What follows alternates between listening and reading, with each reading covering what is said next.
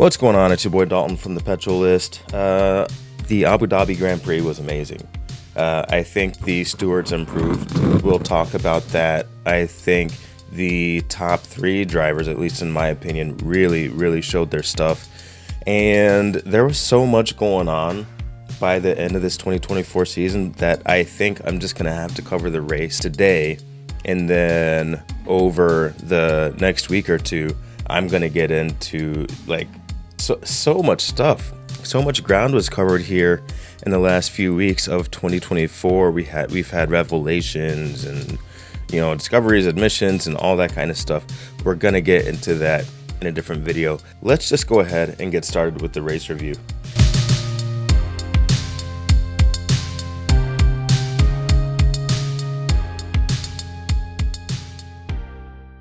Lap 1, both McLarens got off the grid to an excellent start, but Max Verstappen, who had, I believe, come from 4th place past signs, only to collide with Oscar Piastri, did a 360 and was able to continue on, so Verstappen only lost a couple of places.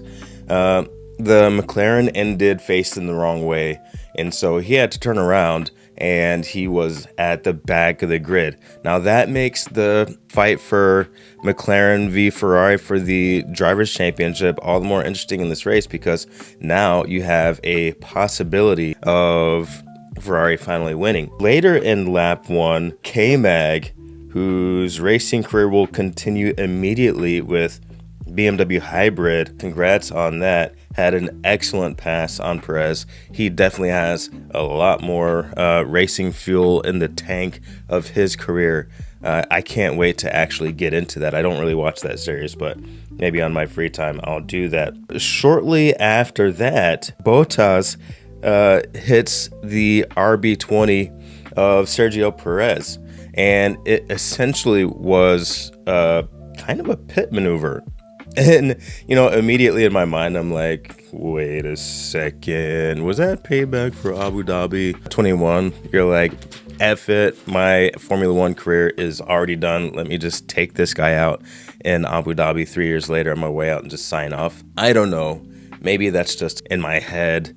Because, you're probably like, Dalton, why would you say that? But remember, Sergio was blocking Hamilton at the end of that race. And it's like, as an old school racing fan, you're never a fan of that. You want the lead drivers to race, and you don't want folks just slowing folks down for the sake of slowing folks down, because you want to see the battle. You want to see the battle at the front. Anyway, that is just my imagination. Let's get back to Verstappen's collision with Piastri. So with Verstappen, you can see that window on the inside closing, and you can see it closing quite rapidly. In my opinion, Verstappen should have backed off and then attacked maybe on a different corner, but he didn't back off. He ended up losing grip in the front, and we'll kind of see this play out a couple of times on this track, and I think that the stewards awarding him a 10-second penalty was actually appropriate. I'm glad not to have seen any stop and go penalties this race, because I feel like you have to do something really extreme to deserve a stop go, because that is essentially telling the driver that, hey, you're officially out of the race. Now, if we look at the collision between Bottas and Perez, it was essentially the same exact thing. Bottas tries to go to the inside, understeers because he's going a little bit too fast into that corner, clips Perez, he spins out, and also gets an identical 10-second penalty. So I think the stewards were a little bit more on their game.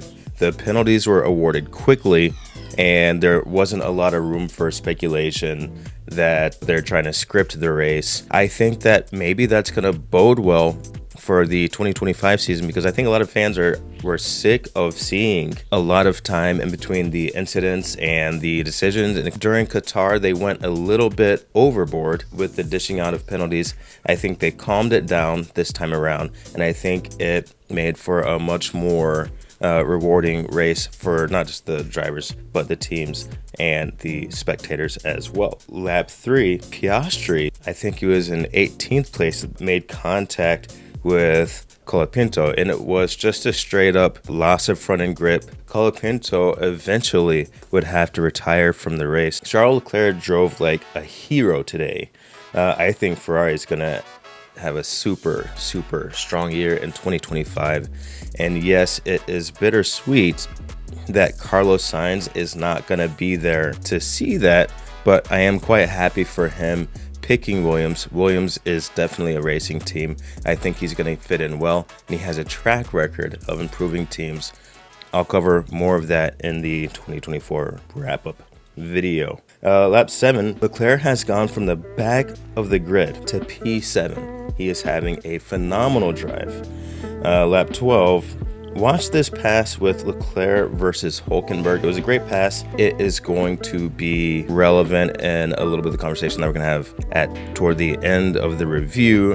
And just of note, at this point, Leclerc has gone from P19 to P5. Again, just a barnstorming heck of a race. Lawson has a terrible pit stop that ultimately sends him back through and essentially costed Lawson any progress that he was going to make throughout the race. Lap 31, Bottas locks up and collides with K-Mag. Now, we see this happen time and time again during this race. I don't know if it's the aero packages, but we keep seeing drivers losing the front end as soon as they get close to the car in front of them. And that is why you see, I think, some of the front runners, they don't seem to be passing as much, or they're maybe being hesitant with the passes. But if you watch, they tend to stay back. They're a little bit cautious, and I'm sure that they either have experienced or just have the knowledge that you just can't get too close to these ground effects era cars before you pass, because you are going to lose the aero in the front, and that is very problematic, as you can see. So this collision and the decision that the stewards make are absolutely critical to the race. So let's talk about this current race, the Abu Dhabi, real quick. Bottas collides with K-Mag, and you can see, part of the end plate from the front wing comes off, and there's some debris scattered all over the place. Now, we mimic that situation back in Qatar with the mirror that was over there on the racing line. It gave Sainz and Hamilton flat tires. Now, let's play this all the way through. Ultimately, it changed the results of the Qatar race and possibly changed the course of the Constructors' Championship. Hear out my logic, right? So Sainz in Qatar was in P5 when he got the puncture, and P5 is worth 10 points. There were more safety cars to go in that race.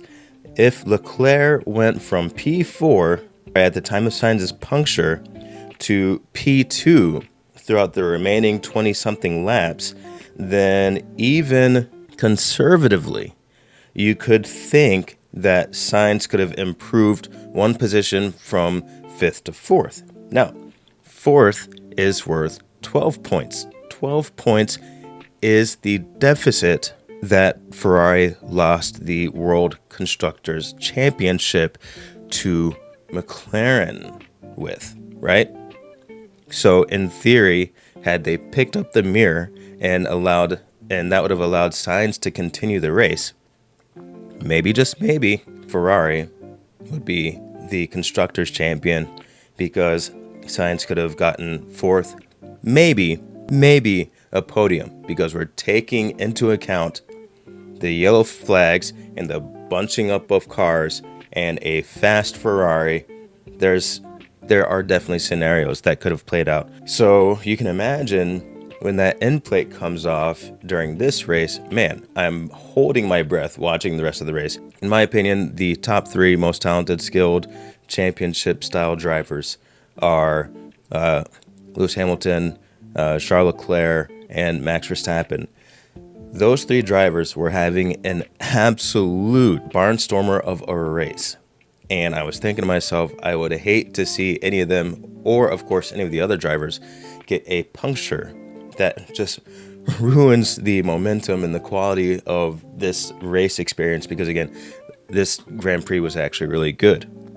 the one last thing I wanted to talk about really was Lewis Hamilton's last lap pass of George Russell. I know that a lot of folks are kind of saying that George Russell was playing nice and at the last lap just decided to gift Lewis Hamilton P4. I highly doubt it. I didn't find super good footage of that pass, but you remember when Leclerc went around the inside, I can't remember who was passing, but we talked about it earlier in the video. They were millimeters apart. It was a very risky move to make. That was the same thing as Hamilton versus George Russell, except for Hamilton was on the outside and Russell was on the inside, whereas Leclerc was able to see it through. Russell wasn't. Now, if he was just going to gift Hamilton that pass, he would have backed off and let Hamilton around. This, Hamilton didn't really pass into the straight, which means that you could tell that George Russell stayed in it and was fighting to keep that position. Because remember, yes, Hamilton had the pace, but it was the last lap of the race. So it's not like George Russell had to fend Hamilton off for another 10 laps. He only had to fend Hamilton off for a couple of more turns in order to finish above Hamilton in this race. I think he would have tried to do that. Now, if you remember when George Russell was, one more thing that I'm going to cover during this race is the admission that Toto Wolff made during his qualifying strategy rant, and he kind of said out loud, I'll get more details around this, that Hamilton was the quicker driver and he got the worst setup quite often. He was the quicker guy with that kind of setup that we choose on the car, also to experiment for next year, and we totally let him down. I don't know how much he really meant to say that, but it came out during his emotional rant, and that just kind of tells the story of 2024 for Lewis Hamilton, and maybe partially 2023. Now, let me say this. In the time that Lewis Hamilton and George Russell were teammates, because of this, I guess you could say, win that Lewis Hamilton had over George Russell, Hamilton ended his teammate tenure with George Russell winning more points than George Russell.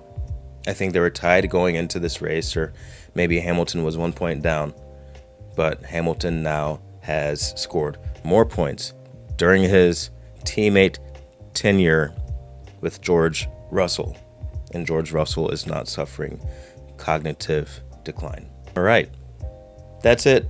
Lando Norris and McLaren, first Constructors' Championship since 1998. Congratulations to them.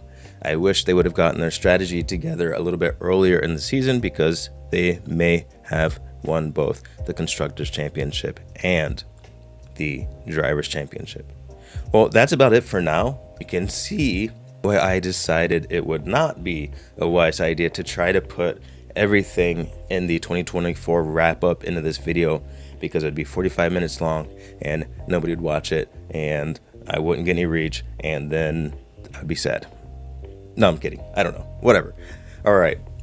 Thanks for tuning in. I'm going to have a lot more to cover. And in the 2024 video, I'm also going to talk about some of the other projects I'm going to work on Petrolist. It's just me. We will remain a Formula One first channel, but there's going to be just a little bit of car shows and just a little bit of car interviews to look forward to, because I was looking back at the videos and you guys really seem to like those. So I'm going to put some more of those out there. I'm already talking to some dudes, some friends of mine that have really, really cool cars, and I hope that they can come along for the ride so that you can come along for the ride as well. All right, I have been Dalton. This has been the Petrolist, and you have been amazing. Thanks for watching. I'm out.